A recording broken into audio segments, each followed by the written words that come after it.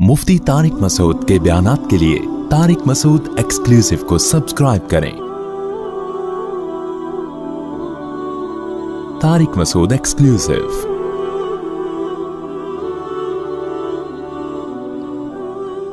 खुश रहने के लिए ज़रूरी है कि दुनिया की मोहब्बत ख़त्म करे। जिसके दिल में दुनिया की हवस है वो खुश रहने के अलावा दुनिया का हर काम कर सकता है। समझते हो, जब वो दुनिया को मुसाफिर खाना नहीं समझेगा तो पागल होता रहेगा। अबे उसके पास प्लॉट आ गया, अबे उसके पास गाड़ी आ गई, अबे उसका अमेरिका का वीज़ा लग गया, हम यहाँ ठेले बेच रहे हैं, अबे ये सीधा सीधा बोलो भाई भाड़ में जाए। जब बहरिया टाउन के मालिक का जनाजा उठेगा तो मेरे दोस्त ने 2 प्लॉट ले लिए तो कौन सा तीर मार दिया? जो ओनर है वो मर जाएगा। खत्म भाई। थोड़े दिनों में टमाटर बेचो, रक्षा चलाओ, लैंड क्रूजर में घूमो, ये थोड़े दिन के खेल हैं, उसके बाद खत्म।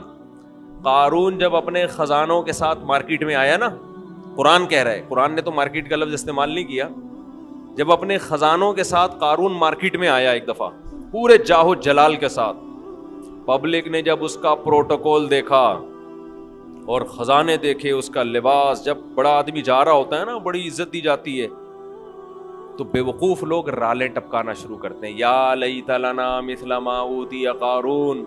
अहमकों और बेवकूफों ने कहा हाय काश हमारे पास भी ऐसी दौलत होती जैसी कारून के पास। क्या प्रोटोकॉल है भाई इसका। तो कुरान क्या कहता है? इल्म वालों ने कहा वैलकुम, बर्बाद हो जाओ, तुम्हारा नाश हो जाए। जब इंसान बहुत ही उल्टी बात करता है तो आदमी कहता है तेरा नाश हो, तू बर्बाद हो जाए, क्या बेकार बातें कर रहा है बैठ के। क्या कहने लगे? वैलकुम, तबाह हो जाओ। ये वेलकम नहीं है, क्योंकि एक जगह कहीं हम अरबी ग्रामर पढ़ रहे थे तो पुराने जमाने में जब मुत्तहिदा हकीकी बनी थी ना, वो 90s की बात है, तो एक जगह लिखा था वेलकम आफाक अहमद। तो हम अरबी ग्रामर पढ़ रहे थे, मैं उसको पढ़ रहा हूं वैलकुम आफाक अहमद। अब वैलकुम का माना तो बद्दुआ है कि तुम तबाह हो जाओ। तो मैं हैरान हूं कि इन्होंने अपने कायद को गाली क्यों दी हुई है। मैं वहां खड़ा बस सोच रहा हूं कि अपना कायद भी मुत्तहिदा हकीकी बनी थी ना, तो वो कायद भी मानते हो आफाक अहमद को और तुम कह रहे हो और गाली भी दे रहे हो, तुम तबाह हो जाओ। फिर किसी ने बताया भाई ये वैलकुम नहीं है, ये वेलकम है। तो फिर एक अरबी उन दिनों में आए हुए थे, वो कहने लगे लिसबीली ही चौक किधर है। लसबेला चौक को कह रहे थे लिसबीली ही चौक। वो कह रहे थे ये लिसबीली ही चौक किधर है। तो अरब इस तरह की गलतियां भी कर रहे होते हैं। तो खैर, तो कारून के खजानों को देखकर बेवकूफ लोग क्या कहने लगे? या लैता लना, हाय हाय हाय, काश हमारे पास भी ऐसा जाहो जलाल हो, ऐसी गाड़ियां, ऐसी सवारियां होती। तो अल्लाह फरमाते हैं जो इल्म वाले लोग थे उन्होंने क्या कहा? वैलकुम, तुम्हारा नाश हो, बर्बाद हो जाओ तुम। कैसी बातें कर रहे हो बेवकूफों वाली। सवाबुल्लाहि खैरुन, अल्लाह जो नेक अमल पे बदला देगा वो इससे कई गुना बेहतर है। तो कभी तुम्हारी रालें किसी नेक अमल को देख के तो टपकी नहीं है कि वो रोजे रख रहा है, वो सदका कर रहा है, तो राल टपके यार कितना कमा रहा है ये। टपक किस पे रालें रही हैं? जो अय्याशी कर रहा है। तो ये अय्याशी तो थोड़े दिनों में खत्म होने वाली है। और कारून अब मार्केट से शार्ट हो गया कि नहीं हो गया? कहां गया उसका जाहो जलाल? तो कब्र भी नहीं मिलती, कब्र भी नहीं है, जमीन में धसा दी अल्लाह ने, ऐसा धसाया, हदीस में आता है क़यामत तक धसता ही रहेगा। मूसा अलैहिस्सलाम ने उसे कहा ज़कात दे, अल्लाह ने तुझ पर एहसान किया है, तो जैसे अल्लाह ने तुझे दौलत दे के एहसान किया, तू अल्लाह की मखलूक पे एहसान कर, तू भी मखलूक पे खूब खर्च कर। तो कहने लगा ये मेरा कमाल है जो मैंने पैसा कमाया है, माइंड मेरा क्या था। आज बाज मालदार लोग कह रहे हैं ना मेरा माइंड, मेरी लक है और मेरी। ओ भाई आपका कुछ नहीं है। जिसके लिए अल्लाह रिस्क के दरवाजे खोलना चाहे खोल देता है। हमने बड़े बड़े फंटर देखे हैं, वो बेचारे टमाटर ही बेचते रहते हैं सारी जिंदगी, हालांकि माइंड उनका बहुत होता है। और बड़े बड़े बेवकूफ लोग देखें जिनके पास नोट गिनने की फुर्सत नहीं है। तभी इमाम शाफी ने कहा है ना, एक शेर इमाम शाफी की तरफ मंसूब है, वल्लाहु आलम, कि अगर अकल की बेस पर लोगों के पास पैसा आता तो गरीब तो बेचारे भूखे मर जाते। नहीं सॉरी, बेवकूफ बेचारे भूखे मर जाते अगर अकल की बेस पे पैसा मिलता। تو میں اکثر اس پہ ایک واقعہ بھی سناتا ہوں, میں جلدی سنا کے آگے چلتے ہیں. ایک مالدار آدمی, ہمارے حضرت یہ واقعہ سنایا کرتے تھے پرانے زمانے کا. ایک بہت مالدار آدمی تھا, غریب تھا, ایک بڑا عقل مند آدمی تھا, غریب. مجھے بھی روزہ لگ رہا ہے آج نا. ایک بڑا عقل مند آدمی تھا مگر تھا کیا؟ غریب. اکثر ایسا ہی ہوتا ہے, عقل مندوں کے پاس پیسہ نہیں ہوتا. لیکن یہ قاعدہ کلیہ نہیں ہے. مالدار بولیں گے مفتی صاحب ہمیں بیوقوف کہہ رہے ہیں. تو اس نے دیکھا کہ ایک آدمی بڑا مالدار تجارت کا سامان لے کے جا رہا ہے. بیوقوف اتنا ہے کہ اونٹ کے ایک طرف چاول کی یا جو بھی امپورٹ کر رہا ہوگا جو بھی چیز, اس کی بوریاں لادی ہوئی ہیں, اور بیلنس برابر کرنے کے لیے اونٹ کے دوسرے طرف ریت کے بورے رکھے ہوئے ہیں تاکہ بیلنس کیا ہو جائے. 10 بوریاں چاول کی یہاں ہیں تو وزن برابر کرنے کے لیے 10 بوریاں ریت کی ادھر. اس امیر آدمی نے لفٹ مانگی اس غریب سے, وہی نا روزہ لگ رہا ہے. اس عقل مند آدمی نے لفٹ مانگی اس بے وقوف سے, کیونکہ یہ عقل مند غریب تھا. تو اس بے وقوف نے اس کو لفٹ دے دی کہ چل تو میرے ساتھ اونٹ پہ بیٹھ جا. اب اس عقل مند نے اس بے وقوف مالدار سے پوچھا کہ یہ ان بوریوں میں کیا ہے جو رائٹ سائڈ پہ. اس نے کہا بھائی چاول ہے یا آٹا ہے یا جو بھی تھا. کہا یہ لیفٹ پہ کیا ہے؟ اس نے کہا یہ ریت ہے. کہا تو ریت کا بزنس کرتا ہے؟ کہہ رہا نہیں, یہ بیلنس برابر کرنے کے لیے. اس عقل مند نے اس سے کہا کہ بے وقوف آدمی, 10 بوریاں اگر یہاں ہیں تو 5 بوریاں ادھر کر دے, اس سے بیلنس کیا ہو جائے گا. اونٹ پہ تو نے بلا وجہ کا ڈبل لوڈ ڈالا ہوا ہے, اور یہ 10 بوریاں بھرنے میں کتنا ٹائم لگا ہوگا.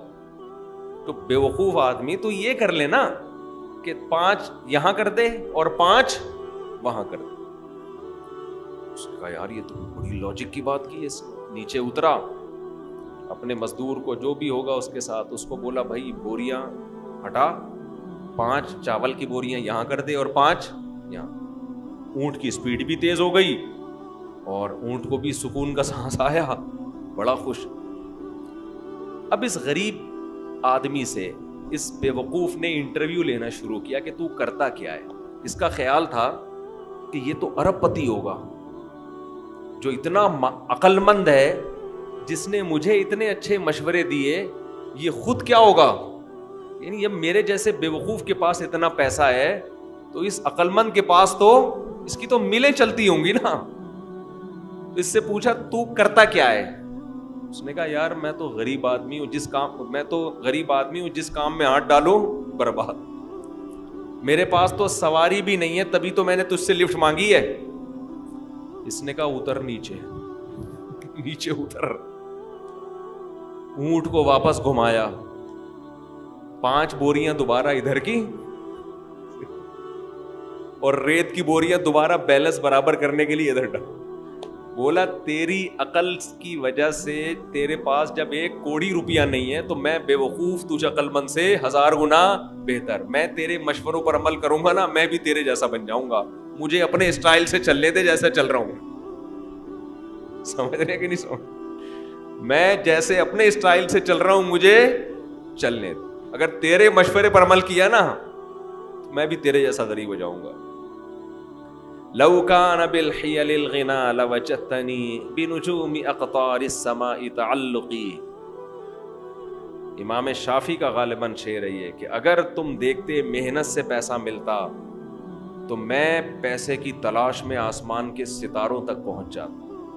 ہم نے دیکھا ہے بعض لوگوں کا ایک شوق ہوتا ہے, شوقیہ کچھ چیزیں پالتے ہیں رکھتے ہیں, وہ شوق ان کا بزنس بن کے ان کو کروڑ پتی بنا دیتا ہے, حالانکہ انہوں نے سوچا بھی نہیں ہوتا کہ اس شوق سے ہمیں کیا ملے گا, پیسہ. اگر وہ پلاننگ کر کے کرتے تو کچھ بھی نہیں آتا ہاتھ میں. اس کا مطلب یہ نہیں کہ آپ محنت نہ کریں. پہلے ہی ہمارے یہاں پوستی پن چل رہا ہے, اٹھتے نہیں ہیں, 12-1 بجے اٹھتے ہیں, ایک دکان پہ نہیں بیٹھتے. محنت تو کرنی ہے لیکن ملے گا اتنا جتنا اللہ نے مقدر کیا ہے. تو میں وہ عرض کر رہا تھا کہ نبی صلی اللہ علیہ وسلم نے جو مثال دی ہے نا کہ دو چیزیں جوان ہوتی ہیں، تو وہ دو برائیوں سے مراد صرف دو نہیں ہیں، بلکہ جو بھی بری خواہشات ہیں بڑھاپے میں کم ہونے کے بجائے بڑھتی۔ اسی طرح اچھی خواہشات اگر جوانی میں اچھی عادتیں ہیں تو بڑھاپے میں وہ اچھی عادتیں کم ہونے کے بجائے جوان ہوتی۔ اگر آپ کو جوانی میں اللہ سے محبت ہے، بڑھاپے میں یہ محبت اور زیادہ بڑھ جائے گی۔ جوانی میں دنیا کو مسافر خانہ سمجھتے ہو، دل نہیں لگاتے، بڑھاپے میں بالکل لفٹ کرانا چھوڑ دو۔ ہم نے دونوں طرح کے بوڑھے دیکھے ہیں، سخی بھی اور کنجوس بھی۔ جو سخی ہوتے ہیں وہ بہت سخی ہوتے ہیں، کیونکہ وہ جوانی میں سخی ہوتے ہیں نا، تو یہ سخاوت بڑھاپے میں ان کی بہت زیادہ بولو بڑھ جاتی۔ پھر وہ جاگیروں سے دل لگانا بالکل چھوڑ دیتے ہیں، بالکل چھوڑ دیتے ہیں۔ اور جو کنجوس ہوتے ہیں نا جوانی میں، بڑھاپے میں اللہ کی پناہ آدمی کانوں کو ہاتھ لگا، نوٹ نظر نہیں آ رہے ہوتے، ایسے ایسے گن رہے ہوتے ہیں بیٹھ کے۔ یہ میں نے اپنی آنکھوں سے دیکھا ہے، نظر نہیں آ رہا نوٹ، دیکھ رہے ہیں یار کم تو نہیں پڑ گیا، یوں کر کے نا چیک کر رہے ہیں کہ اس میں اصلی ہے، ابے اب تو نقلی بھی ہے تو کیا کرنا ہے؟ اب تو اگر نقلی بھی ہے تو اپنے دانت نہیں ہے کھانے کے لیے، پیٹ میں آنت نہیں ہے کھانے کے لیے، چبانے کے لیے دانت نہیں، کھانے کے لیے آنت نہیں، تو اصلی نقلی کا رہ کیا گیا؟ شوگر کے آپ مریض ہیں، مٹھائی آپ نہیں کھا سکتے۔ اب تو آپ کو بچے پال رہے ہیں، اللہ اللہ کرو، مصلے پہ ٹائم گزارو اور نکل لو پتلی گلی سے۔ اللہ زندگی دے سارے بوڑھوں کو، لیکن اب تو یہ سوچ ہونی چاہیے نا، نہیں جناب ایسے ایسے گر رہے ہوتے، اتنے لالچ، اتنی ہوس، دل، اور ایسا پراپرٹی میں دل لگائیں گے، ادھر پلاٹ۔ ایک بوڑھے کا فون آیا میرے پاس، غیبت اس لیے نہیں، کسی کو کیا پتا کس کی بات کر رہا ہوں، میرا خیال ہے 85 سال تو ان کی عمر ہوگی، اور 10 قسم کی بیماریاں، کہنے لگے، رو رہے تھے، میرے بیٹے کا کاروبار کا نقصان ہو گیا، گھر میں بڑے مسائل آ رہے ہیں، رزق کی تنگی ہے، میں بہت ٹینشن میں ہوں، میرا دل مجھے ترس آیا، میں ان کا مذاق نہیں اڑا رہا، مجھے ترس آیا، میں ان سے کہوں کہ حضرت آپ کی کیا رزق کی تنگی ہے، آپ کی زندگی گزر چکی ہے، آپ نے ویسے ہی 2 پاپے صبح چائے میں ڈال کے کھانے ہیں بھائی، دوپہر دھونے والے کھچڑی کے کھانے ہیں، زندگی گزر گئی ہے، اب ان چیزوں میں کیا رکھا ہے؟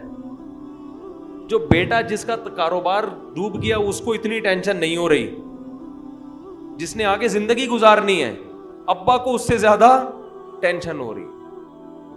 لیکن ہم نے نیک بوڑھے بھی دیکھے ہیں، نیک بوڑھے بھی دیکھے، ہمارے نانا، اللہ تعالیٰ مغفرت فرمائے، نانا نانی دونوں، میرے نانا کی بھی 99 سال ماشاءاللہ عمر تھی، نانی نے بھی بڑی عمر پائی ہے۔ جب بھی ہم ان کے پاس جاتے تھے نا تو وہ شاعری شروع کر دیتے تھے، قبر کی آخرت کی، ٹھیک ہے، گھر جسے سمجھے ہو وہ تم گھر نہیں، مجھے پورا شعر یاد نہیں ہے ان کا، یعنی بار بار کہتے تھے بیٹا جس کو تم گھر سمجھ رہے ہو یہ گھر نہیں ہے، گھر اصل کیا ہے؟ قبرستان۔ اور سخاوت ایسی، کھلا رہے، ہر وقت کچن میں کھانا بنتا رہتا تھا، مسجد کے امام بھی تھے ہمارے نانا، تو جو گلی محلے میں جا رہا ہے نا اس کو بلایا، ادھر آ بیٹھ، گھر والوں کو ٹینشن دی ہوئی تھی کھانا لے کر آؤ اس کے لیے، تو گھر والے بھی تنگ آ گئے تھے، تنگ آنے کا مطلب ظاہر ہے بار بار کھانا گھر میں پکتا رہے، لیکن سخاوت تو تھی نا۔ تو ایسے بھی دیکھے ہیں کہ بھائی یہ گھر ور کچھ ان کو کوئی دلچسپی نہیں ہوتی پلاٹوں میں، جائیدادوں میں، تو یہ جوانی میں ختم کر لیا تو ہو جائے گا۔